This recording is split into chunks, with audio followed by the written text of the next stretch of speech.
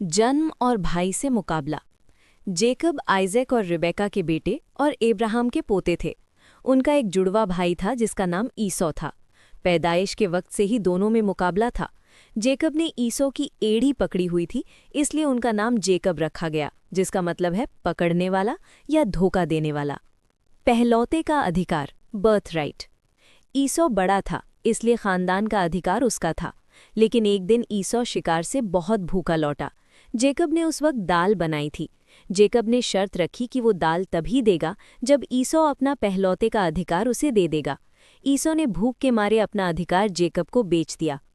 पिता का आशीर्वाद और धोखा। जब उनके पिता आइजैक बूढ़े और अंधे हो गए तो वो ईसो को आशीर्वाद देना चाहते थे, लेकिन जेकब ने अपनी माँ के साथ मिलकर धोखा किया।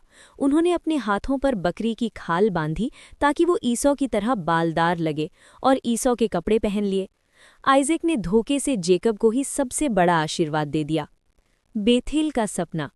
जब ईसो को पता चला तो वो जेकब को मारने वाला था। जेकब वहां से भागकर अपने मामा लाबिन के घर जाने लगे। रास्ते में उन्होंने एक सपना देखा। एक सीढ़ी जमीन से आसमान तक जा रही है और फरिश्ते उस पर चढ़ उतर रहे हैं। खुदा ने उनसे वादा किया कि वो उनके साथ रहेगा। इस जगह का नाम उन्होंने बेथेल यानी खुदा का घर रखा। लाबन के साथ 7 साल और शादी। जेकब ने अपने मामा लाबन की बेटी रेचल से प्यार किया और उससे शादी करने के लिए 7 साल काम किया, लेकिन शादी की रात लाबन ने धोखे से बड़ी बेटी लिया की शादी कर दी। जेकब को रेचल के लिए 7 साल और काम करना पड़ा। अंत में उनकी 2 पत्नियां और उनकी दासियों से उनके 12 बेटे हुए, जो आगे चलकर इज़राइल के 12 घराने यानी ट्राइब्स बने।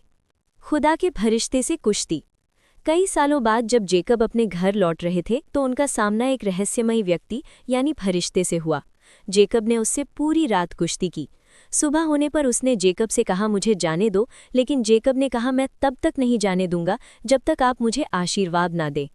तब उनका नाम बदलकर इज़राइल रखा गया, जिसका मतलब है वो जो खुदा से लड़ा और जीता। भाई से मिलाप।